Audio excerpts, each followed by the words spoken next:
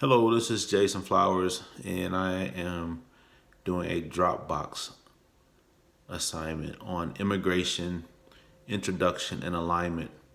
And this first Dropbox assignment is 3.3A. And I'll be answering a couple of questions as it pertains to immigration here in America. So the first question is, has the church addressed immigration more as a political topic or as an area of human need? And stemming from the reading in the blog Evangelicals and Illegal Immigrations, as well as looking at the movie God Grew Tired of Us, I would say the answer to that is the church has really been more focused on immigration from a political standpoint of view as more of a human needs standpoint of view. So, our nation and churches have not heard a prophetic word from God on this matter. And as a result, evangelical Christians are missing a huge opportunity to make a significant difference in the lives of millions of individuals who have chosen to come and live among us.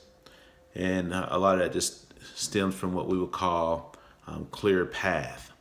And so understanding what clear path really means, a clear path is the immigration problem should not be dividing of evangelicals.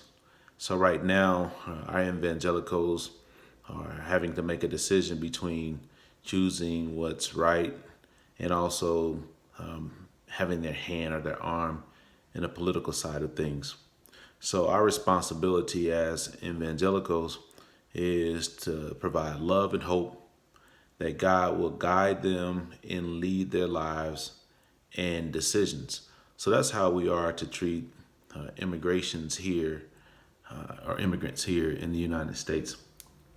So again, the answer to the question is I believe that our churches are more interested or have leaned more towards the political side. I mean, you can see it every time there's an election, how involved they are, and looking at the poverty and the homelessness and things that a church that we look to our church to provide has kind of fallen by the wayside. And the second question is, how might the North American church benefit from friendship and partnership with immigrants? So that can come from the movie that I watched, how God grew tired of us.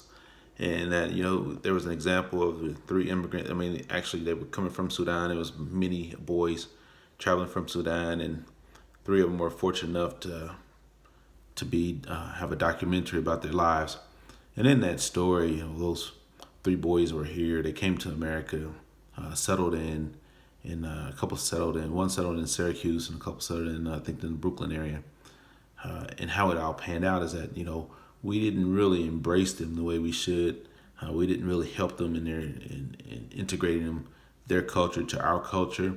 And they since struggled. They had to have multiple jobs just to pay and make a way. And they really didn't understand how we did things here in America. So again, the question is, how can we benefit from friendships and partnerships with immigrants?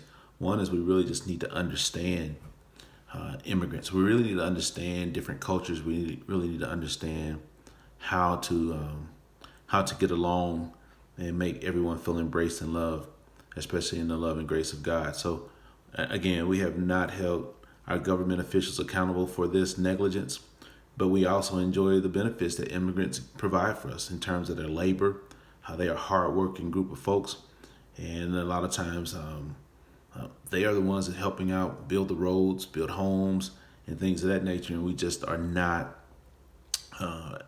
Our government officials are just not being held accountable for that. But yet and still, when things go wrong, we're really quick to try and send them back to their native countries. So in closing, just remember we are all citizens of God's kingdom and fellow pilgrims on earth in a foreign land. All of us are. So our thing is to be forgiveness, redemption, grace, and release. This is the good news God calls us to be as evangelists or evangelicals to proclaim his name. So we should not be passing judgment on others, but we are called to love and love each other with agape love, and that's unconditional love. So thank you for the post. I look forward to hearing any feedback that you may provide. Take care.